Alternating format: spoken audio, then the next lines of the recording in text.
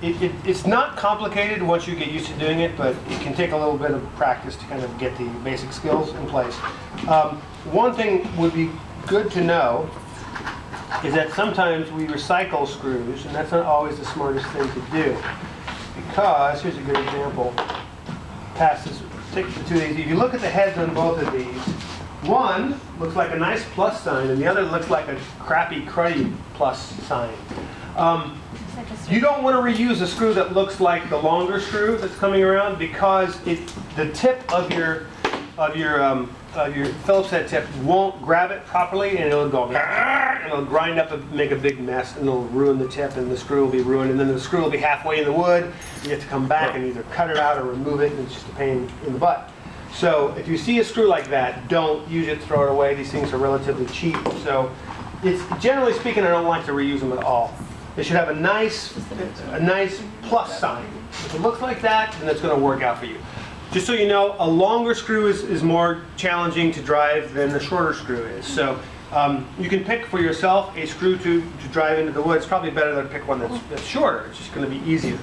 So these are similar to the drills, except for when the tip here, and these have a little Phillips head tip and this little sleeve that slides open, which is kind of nice because when you have your tip in here, your screw, your screws in there, you can slide this open like that, and that'll keep it from wobbling around too much.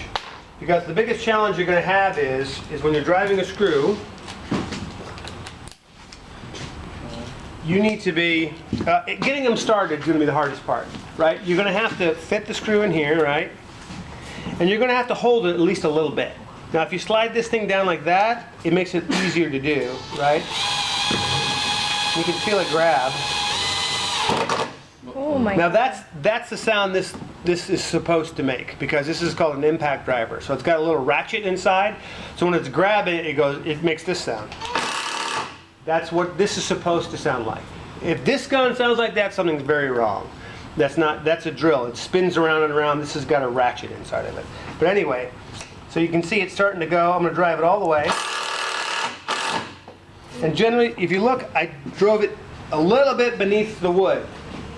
That's what you want to do. You don't want to have a situation where the wood is, the screws, hello, the screw is sticking up above the wood, because otherwise what's going to happen is when I come to paint it later on, I'm going to have a big bump there or something, okay?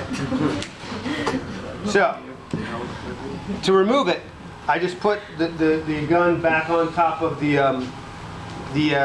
screw there, and I make sure that I'm pushing down when I'm doing it, all right? If I'm not pushing down, what's going to happen is it's going to get, I'm going to end up stripping the screw out. So, I just put it in reverse, push down, whoa, and there it comes. Holy moly. Right?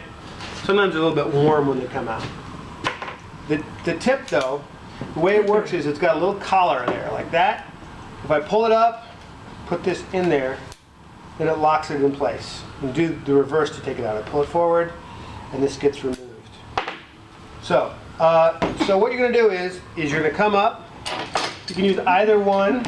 You could use a drill if you want, because it also works. You know, I can put this tip in the drill, just like I put it in a drill bit, and it will work the same way, basically.